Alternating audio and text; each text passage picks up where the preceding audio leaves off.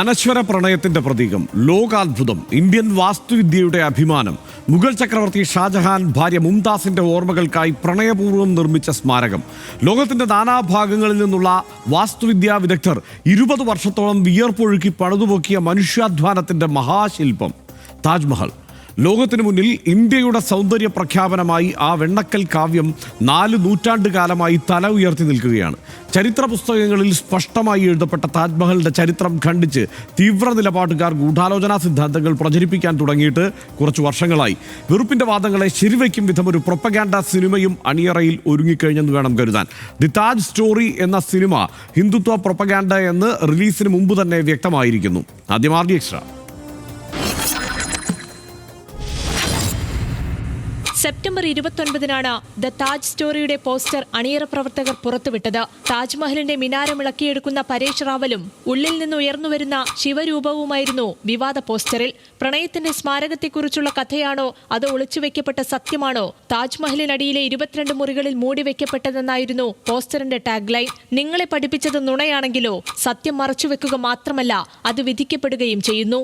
വസ്തുതകൾ അനാവരണം ചെയ്യുക എന്നും പോസ്റ്റിനൊപ്പം കുറിച്ചു. തുഷാർ അമരീഷ് ഗോയൽ സംവിധാനം ചെയ്ത നടനും BJP നേതാവുമായ പരേഷ് റാവൽ മുഖ്യവേഷത്തിലെത്തുന്ന ചിത്രത്തിന്റെ പോസ്റ്റർ പരേഷ് റാവൽ തന്നെയാണ് സാമൂഹ്യ മാധ്യമങ്ങളിൽ പങ്കുവച്ചത്. പ്രൊപ്പഗണ്ട സിനിമയെന്നും ചരിത്രത്തെ നിരാകരിക്കുന്ന നീക്കമെന്നും വിമർശനമുയർന്നതോടെ പോസ്റ്റർ പിൻവലിച്ചു. സിനിമ മതപരമായ ഒരു വിഷയവും കൈകാര്യം ചെയ്യുന്നില്ലെന്ന് നിർമ്മാതാക്കളായ സ്വർണിംഗ് ഗ്ലോബൽ നിരാകരണ കുറിപ്പിറക്കി. ചരിത്രപരമായ വസ്തുതകളിൽ മാത്രമാണ് ശ്രദ്ധ കേന്ദ്രീകരിക്കുന്നതെന്നാണ് നിർമ്മാതാക്കളുടെ വിശദീകരണം. ഒക്ടോബർ 31-നാണ് ദ താജ് സ്റ്റോറി തിയേറ്ററുകളിലെത്തുക. RD Extra news Malayalam. The Taj story ഒരു പ്രൊപ്പഗാൻഡ സിനിമയാണോ എന്നതാണ് എല്ലാവരും ഉറ്റുനോക്കുന്നത്. താജ്മഹൽ ശിവക്ഷേത്രമാണെന്ന തീവ്ര ഹിന്ദുത്വ സംഘടനകളുടെ പ്രചാരണം സാധൂകരിക്കാൻ നീക്കമുണ്ട് എന്നാണ് ആക്ഷേപം. ചിത്രത്തിന്റെ സംവിധായകനും നിർമ്മാതാവും താരങ്ങളും അടക്കം സംഘപരിവാർ അനുകൂലികളാണ്. സംവിധാനം ചെയ്തത് നരേന്ദ്രമോദിയെ പുകഴ്ത്തലുള്ള മോദി കാക്കാ ഗാവോ ഒരുക്കിയ അമരീഷ് ഗോയലാണ്. താജ് സ്റ്റോറിയുടെ നിർമ്മാതാവും മോദി പുകഴ്ത്തൽ ചിത്രത്തിൻ്റെ നിർമ്മാതാവും സുരേഷ് ഝായാണ്. പോസ്റ്ററിലെ ചിത്രവും ടാഗ് ലൈനും ചരിത്രത്തെ അനാവരണം ചെയ്യുന്നത് മാത്രമാണ് എന്നാണ് നിർമ്മാതാക്കൾ പറയുന്നത്. ചിത്രത്തിന് അജണ്ടയില്ല, മൂടിവയ്ക്കപ്പെട്ട വസ്തുതകൾ പുറത്തെത്തിക്കൽ മാത്രമാണ് എന്നാണ് നിർമ്മാതാക്കൾ അവകാശപ്പെടുന്നത്. തേജോ മഹാലയ എന്ന ശിവക്ഷേത്രം സ്ഥിതി ചെയ്യുന്നിരുന്നിടത്താണ് താജ്മഹൽ എന്നാണ് ചില സംഘപരിവാർ സംഘടനകളുടെ വാദം. വാട്സപ്പ് ഫോർവേഡുകളായും സോഷ്യൽ മീഡിയ പോസ്റ്റുകളായും വർഷങ്ങളായി ഈ പ്രചാരണം തുടങ്ങിയതാണ്. ചരിത്രകാരനെന്ന് സ്വയം വിശേഷിപ്പിക്കുന്ന PN ഓക്കിൻ്റെ പുസ്തകത്തെ അടിസ്ഥാനമാക്കിയാണ് പ്രചാരണം. മുഗളർക്ക് മുമ്പ് ഹിന്ദു ഭരണാധികാരി ജയ്സിംഗ് നിർമ്മിച്ച ക്ഷേത്രം ഇവിടെ ഉണ്ടായിരുന്നു എന്നാണ് ഈ പുസ്തകത്തിൽ പറയുന്നത്. സംഘപരിവാർ വാദങ്ങളെ പിന്തുണയ്ക്കുന്ന ചരിത്രപരമായ വസ്തുതകൾ ഒന്നുമില്ല എന്ന് ചരിത്രകാരന്മാർ പറയുന്നു. ഷാജഹാൻ താജ്മഹൽ നിർമ്മിച്ചതിൻ്റെ ചരിത്ര വസ്തുതകളും വിവരണങ്ങളും ലഭ്യമാണ് താനും. സീൽ ചെയ്ത 22 മുറികൾ പരിശോധിക്കണം എന്ന ആവശ്യം BJP നേതാക്കൾ നേരത്തെ മുന്നോട്ട് വച്ചിട്ടുണ്ടായിരുന്നു. താജ്മഹൽ മുംതാസിന്റെ ശവകുടീരമാണ് എന്ന് ചൂണ്ടിക്കാട്ടി 2018-ൽ ASI സത്യവാങ്മൂലം സമർപ്പിച്ചിട്ടുണ്ട്. അത് ഈ BJP ഭരണകാലത്ത് തന്നെയാണ് സമർപ്പിക്കപ്പെട്ടത് എന്നതും ഓർക്കണം. മുഗൾ ചക്രവർത്തി ഷാജഹാൻ ഭാര്യ മുംതാസിന്റെ ഓർമ്മയ്ക്കായി പണി കഴിപ്പിച്ച സ്മാരകമാണ് താജ്മഹൽ. 1632-ൽ താജ്മഹൽ നിർമ്മാണം ആരംഭിച്ചു. 1653-ൽ ഇപ്പോഴത്തെ നിലയിൽ നിർമ്മാണം പൂർത്തിയായി. ലോകത്തിന്റെ പല കോണുകളിൽ നിന്നും തൊഴിലാളികളെ എത്തിച്ച് വെള്ള മാർബിളിൽ പണി കഴിപ്പിച്ച സ്മാരകമാണ്. 1666-ൽ ഷാജഹാന്റെ മരണശേഷം മുംതാസിനരികിലായി അടക്കം ചെയ്യുകയും ചെയ്തു. ഈ പ്രൊപ്പഗാൻഡ സിനിമകളുടെ ഒരു കാലമായതുകൊണ്ട് പലതരത്തിൽ ഇത്തരത്തിൽ ചരിത്രത്തെ വളച്ചൊടിച്ചുള്ള സിനിമകൾ വരുന്നുണ്ടെന്നുള്ളതും നമുക്കറിയാം. ഛാവ റിലീസിന് പിന്നാലെ ഔറംഗസേബിൻ്റെ ശവകുടീരം പൊളിക്കണമെന്ന ആവശ്യം ശക്തമായിരുന്നു. Kerala story, Kashmir files, Bengal files, article 370, Veer Savarkar എന്നിങ്ങനെ പ്രൊപ്പഗാൻഡ സിനിമകളുടെ ഒരു പരമ്പര ഈ കാലത്തുണ്ടായിട്ടുണ്ട് എന്നതും ഈ ഘട്ടത്തിൽ ഓർത്തു പോകാം. സനീഷ്, ഇപ്പോൾ താജ്മഹൽ എന്നത് ലോകാത്ഭുതങ്ങളിൽ ഒന്നാണ്. നമ്മളതിനെ മനസ്സിലാക്കിയിട്ടുള്ളത് എല്ലാ കാലത്തും ഈ ഷാജഹാൻ പണി കഴിപ്പിച്ചതാണ് എന്നുള്ളതാണ്. മുംതാസിൻ്റെ ഓർമ്മയ്ക്ക് പ്രണയസ്മാരകമായി അത് നിലനിൽക്കുന്നുണ്ട്. അതിനേക്കാളൊക്കെ ASI തന്നെ അതായത് ഇന്ത്യയിലെ ഈ പുരാവസ്തുക്കളെക്കുറിച്ച് ഏറ്റവും ആധികാരികമായി പറയാൻ കഴിയുന്ന, വേണമെങ്കിൽ സംഘപരിവാർ അനുകൂലികൾ അതിന് തലപ്പത്ത് പലയാവർത്തി വന്നിട്ടുള്ള ആ പ്രസ്ഥാനം തന്നെ കൃത്യമായി പ്രഖ്യാപിച്ചിട്ടുള്ളതും സത്യവാങ്മൂലം കൊടുത്തിട്ടുള്ളതും ഇത് ഷാജഹാൻ പണി കഴിപ്പിച്ചതാണെന്ന് തന്നെയാണ്. അതിൻ്റെ തെളിവുകൾ അങ്ങനെയാണ്. അതല്ലെങ്കിൽ അതൊരു ക്ഷേത്രം അവിടെ ഇല്ലായിരുന്നു എന്ന് തന്നെയാണ്. എന്നിട്ടും വിട്ടിട്ടില്ല ഈ പദ്ധതിയിൽ നിന്ന്. ഇതിനകത്ത് നമ്മളിത് ചർച്ച ചെയ്യുന്നു എന്നുള്ളത് തന്നെയാണ് അവരുടെ ഒരു ഇതൊക്കെ എല്ലാ കുട്ടികൾക്ക് പോലും അറിയാവുന്നതായിരുന്നു, എല്ലാം അറിയാവുന്നതാണ് ഇത് ഷാജഹാൻ ഉണ്ടാക്കിയതാണ് എന്നൊക്കെ. ഇപ്പോൾ RSSൻ്റെ മേധാവിയോട് എന്നിട്ട് മോഹൻ ഭഗവതിനോട് ചെന്നിട്ട് ചോദിച്ചാൽ മോഹൻ ഭഗവത് ഇക്കാര്യത്തെ ഇപ്പോൾ എവിടെയെങ്കിലും പറഞ്ഞിട്ടുണ്ടോ താജ്മഹലിനെ സംബന്ധിച്ച്? RSSന് ഔദ്യോഗികമായിട്ട് അങ്ങനെ ഒരു സ്റ്റാൻഡ് ഇതുവരെ എടുത്തിട്ടില്ല. പക്ഷേ ഞാൻ പറഞ്ഞില്ല, ഈ ഹിന്ദുത്വ രാഷ്ട്രീയക്കാരെ എന്തുകൊണ്ടാണ് ഞാൻ എതിർക്കുന്നത്, RSSൻ്റെ രാഷ്ട്രീയത്തോട് എന്തുകൊണ്ടാണ് വിയോജിക്കുന്നത്, ഇതുകൊണ്ടാണ്. ഇതൊരു പ്രധാനപ്പെട്ട ഉദാഹരണമാണ്. ഇപ്പോൾ നോക്കൂ, ആരാണിത് പറയുന്നത്? ഇത് തീവ്ര ഹിന്ദുത്വ നിലപാടുള്ള ഫ്രിഞ്ച് സംഘടനകളുടെ ആളുകളാണ് ഇത് ആദ്യം പറയുക. അവരിങ്ങനെ ഒരു വിഷയം കൊണ്ടുവന്ന് വെക്കും, തേജോ മഹൽ. അപ്പോൾ ആളുകളെല്ലാം ചിരിക്കും, എന്താണ് നിങ്ങൾ ഈ പറയുന്നതെന്ന് പറഞ്ഞിട്ട് ചിരിക്കും. കുറച്ച് കഴിയുമ്പോൾ അവർ കയറ്റി കൊണ്ടുവരും, എന്നിട്ട് ഇങ്ങനെ സിനിമ വരും. അവസാന ഘട്ടമായിട്ട് RSS പോലുള്ള വലിയ സംവിധാനങ്ങൾ വന്നിട്ട് ഇത് ശരിയാണ് എന്ന് പറഞ്ഞ് പിന്നീട് അതിലെ പതുക്കെ കൊണ്ടുപോകും. ഇതാണ് ഈ പരിപാടി. ഒരു കാര്യം നമ്മൾ മനസ്സിലാക്കേണ്ടത്, നമ്മുടെ നാട് ഈ പറയുന്ന എത്ര വർഷം മുഗളർ എത്ര കാലം ഭരിച്ചു എന്ന് വെച്ചാൽ 331 കൊല്ലം, 3.5 നൂറ്റാണ്ട് കൊല്ലം മുഗളന്മാരിവിടെ ഇന്ത്യ മഹാരാജ്യം ഭരിച്ചു. 1526 തൊട്ട് 1857 വരെ 3 നൂറ്റാണ്ട് ഭരിച്ചു. 3 നൂറ്റാണ്ട് ഭരിച്ചിട്ട് ഇന്ത്യ ഒരു മുസ്ലിം രാജ്യമാണോ ചെയ്തത്? മുഗളർ ഇവിടെ എത്ര ഈ മഹത്തായ ക്ഷേത്രങ്ങൾ ആ കാലത്ത് ഉണ്ടായി വന്നു. എല്ലാ മതജാതി വിഭാഗങ്ങളെയും പെട്ട ആരാധനാലയങ്ങൾ എത്രക്ക് ഗ്രേറ്റായുള്ള നിർമ്മിതികൾ ഈ കാലത്ത് ഉണ്ടായിട്ട് വന്നു.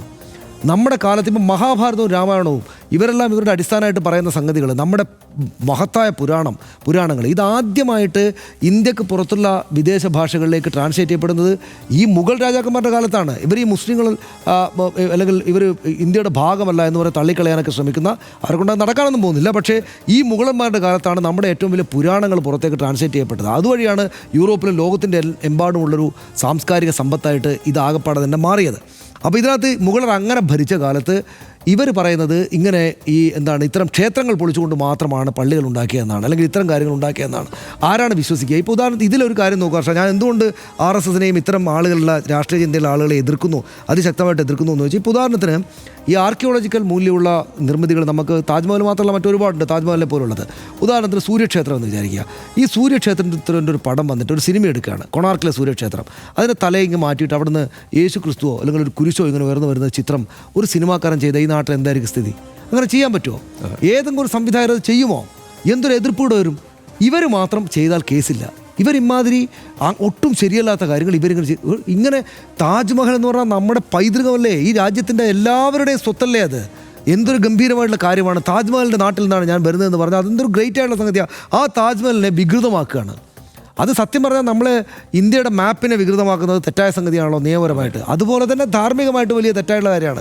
കൊണാർക്കിലെ സൂര്യക്ഷേത്രത്തിൻ്റെ ഭാഗത്തു നിന്ന് ഒരു കുരിശോ യേശുവോ ഉയർന്നു വരുന്നു എന്ന് പറഞ്ഞാൽ ഇവർ സമ്മതിച്ചു, അല്ലെങ്കിൽ അങ്ങനെ ചെയ്യാൻ ഏതെങ്കിലും സംവിധായകർ തലയിൽ ആൾപ്പാർപ്പുള്ള ആരെങ്കിലും തയ്യാറാകുമോ? പക്ഷേ ഇവർക്ക് ഈ തയ്യാറാകാൻ പറ്റുന്നത് ഇതിനൊരു പിന്തുണ കിട്ടും എന്നുള്ളതാണ്. ഇപ്പോൾ ഇയാൾ വന്നിട്ട് ഇതിൻ്റെ സംവിധാനം മറ്റും പറയുന്നത് ഞങ്ങൾക്ക് അങ്ങനെ റിലീജിയസ് ആയിട്ടുള്ള പ്രശ്നമേ ഇല്ല, ഞങ്ങൾ ഈ കാര്യമല്ല പറയുന്നതെന്നാണ്.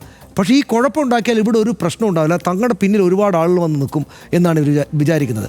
അപ്പോൾ മാന്യമായിട്ട് സിനിമ എടുക്കുന്ന ആളുകളൊക്കെ അപ്പുറത്തിന് അവർക്ക് ഇത്തരം കാര്യങ്ങൾ മറ്റേതെങ്കിലും മതത്തെയോ അല്ലെങ്കിൽ മറ്റേതെങ്കിലും ഇപ്പോൾ കൊണാർക്കിലെ സൂര്യക്ഷേത്രമോ അല്ലെങ്കിൽ ഏതെങ്കിലും ഒരു മുസ്ലിം അടിത്തറയുള്ള എന്തെങ്കിലും വലിയ ആർക്കിയോളജിക്കൽ സംഗതികളോ അല്ലെങ്കിൽ ക്രിസ്ത്യൻ അടിത്തറയുള്ള ആർക്കിയോളജിക്കൽ സംഗതികളുടെ മുകളിൽ ഈ പണി ആരും ചെയ്യില്ല. ഈ പണി ചെയ്യില്ല. യേശു ക്രിസ്തുവോ കുരിശോടെ ഉയർന്നു വരില്ല. ഇവർക്ക് പക്ഷേ ഇത് ചെയ്യാൻ പറ്റുന്നത് ഇതിനെ ഇങ്ങനെയൊക്കെ കളിയാക്കാം. ഇത് യഥാർത്ഥത്തിൽ അതായത് താജ്മഹലിനെ മാത്രമല്ല കളിയാക്കുന്നത്, ശിവൻ എന്ന് പറയുന്ന 10,000-കണക്കിന് ആളെ ആരാധിക്കുന്ന ദൈവത്തെ കൂടിയാണ് അദ്ദേഹം ഇരിക്കുന്നതല്ലാത്തൊരു സ്ഥലത്ത് കൊണ്ടുപോയിട്ട് ഈ പരേഷ് മുഖം കണ്ടില്ലേ, ക്രൂക്കഡായിട്ടുള്ള മുഖമാണ് ആ കഥാപാത്രത്തിൽ. അതായത് ഇവിടെ കുഴിച്ചു നോക്കിയാൽ സത്യത്തിൽ സംഭവിക്കുന്നത് എന്താണ്?